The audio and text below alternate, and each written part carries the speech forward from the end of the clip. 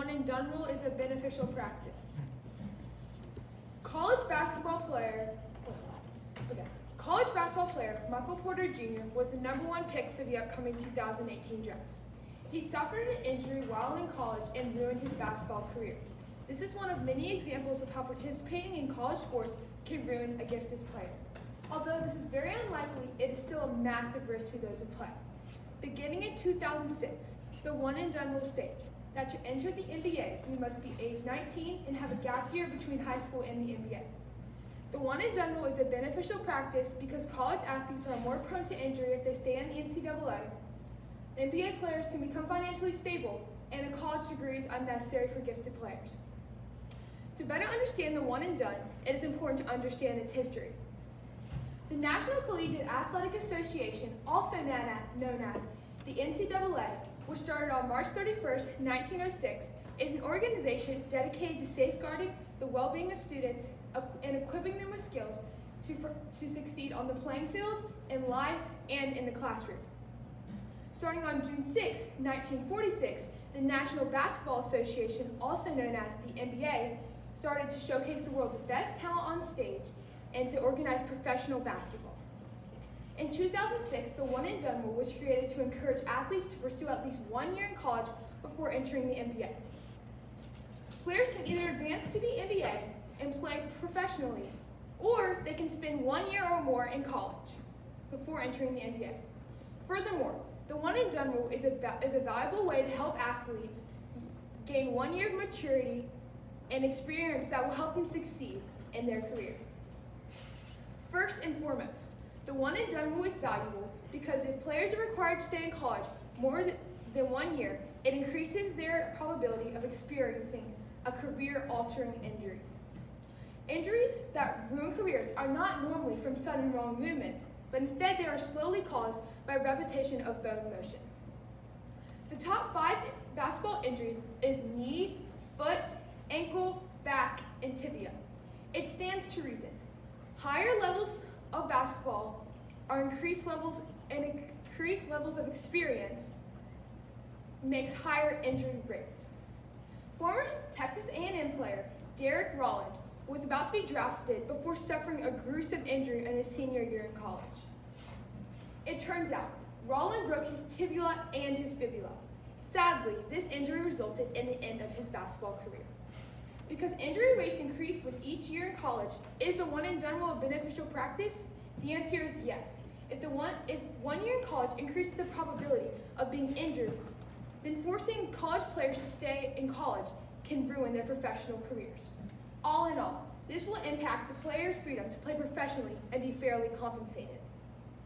Second, the one and done rule is beneficial because college athletes can begin earning money sooner. Each year a player stays in college equals 1 year of more earning potential in the NBA. Courtney Williams, a women's NBA player, vocalized, "It doesn't make a difference whether the player enters NBA straight out of high school or right out of college. They overall make approximately the same amount of money, which averages to $15 million. Each year in college basketball represents higher earning potential in the NBA. Players are entitled to be paid for their skill, and they can use their money for well-being of others. They can use this money for saving, household, food, and helping their families. Some players may earn more money as they increase their contribution to the team.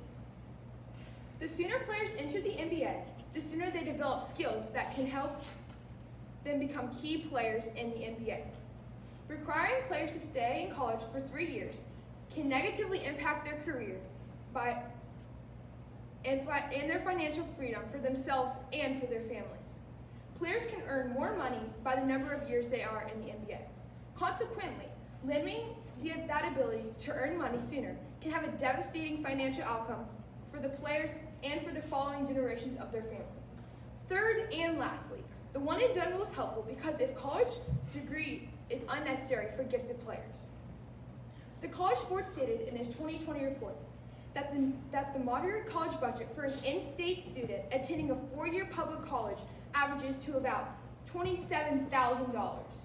For an out-of-state student attending a public college, the budget averages to about $44,000, and for students attending private colleges for 4 years, averages to $55,000.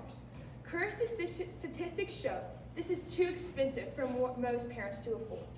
A degree is unnecessary and unproductive for players.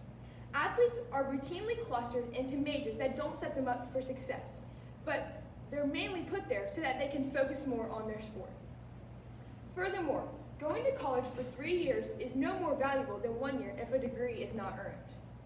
Kate Hickman, an NBA journalist, once said, "The professional basketball community averages about 21% of players with a college degree." It would be more beneficial for players to go back to college during their career or after their career to major in something that will help them for the next chapter of their life. Because general college degrees are expensive and not always beneficial, gifted players don't need to spend extra years taking undergraduate classes. Eventually, the outcome of taking more than 1 year of undergraduate classes does not have any impact on how successful the players will be in their NBA career. It is often argued that college athletes who don't receive a college degree will struggle in life. Vincent Frank, a sports night editor, said, "Most players get injured in their first 5 years of entering the NBA, therefore they should have some knowledge behind so they can get a real job. While college degrees are valuable, they are not required for success. Players can always go back to college if they need to earn a college degree." One example is LeBron James. James graduated high school and went straight to the NBA. James is still successful to this day, making a base salary of $40 million. Another example of success without a college degree is Steve Jobs.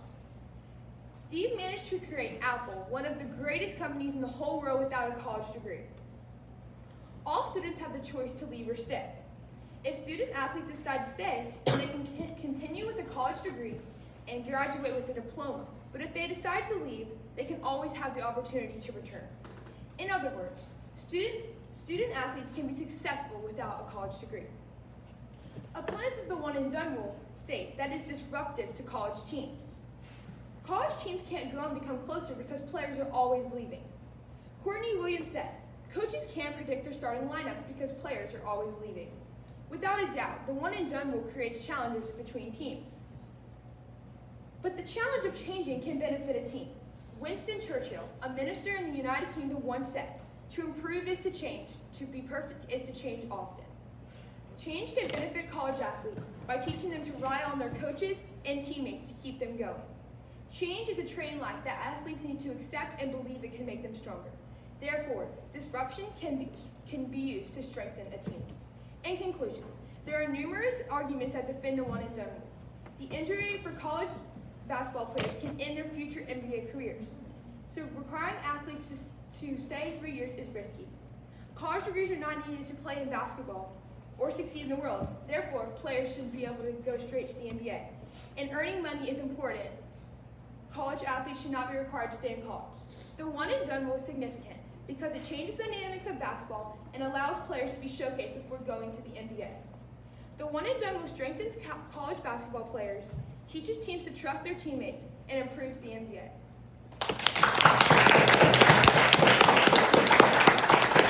Very good. Wow. For a topic that had little evidence, you found evidence. What's the time? 8:32.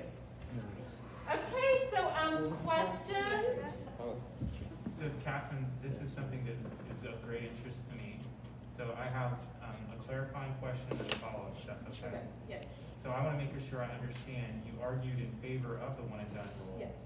You cited LeBron James, who never even went to college. So in your perfect world, would student athletes be able to go directly from high school to the NBA, or do you think it's better for them to have a year in college and then be able to go? I think that it depends on the player because some people, I also think that when you go to college for a year like Zion, no one really knew kind of who he was, but once he went to Duke, he kind of got showcased for everyone before he went off to the NBA. But also if the player is really talented, they could go straight to the NBA. If they have I don't know. I think it just depends on the person. Yeah. I think Zion's Instagram account following was actually pretty high before he even went to Duke, interestingly enough. You also mentioned Michael Porter Jr. at the opening. Michael Porter Jr., I'm a basketball geek, so just yesterday, he was named one of the 3 finalists for the Comeback Player of the Year award in the NBA, in part because he's come back from a very injury excited. So, would you say that because he had that year in college, endured that injury, and now is finding success in the NBA, that you believe he learned something from that that has contributed to where he is now? Yeah, because he I don't know, I do think he learned something from that. Yeah. Good. Thank you, Catherine. Any other questions? Those are good questions. Okay, Catherine, I want to make sure I understand. You are arguing more that they should, you're not arguing that they should do it when it's done, more that they shouldn't be required to stay for all 4 years. Yes. Because we went back and forth on this. So it's more, you're saying that they shouldn't have to stay. Okay. Really great job. Thank you.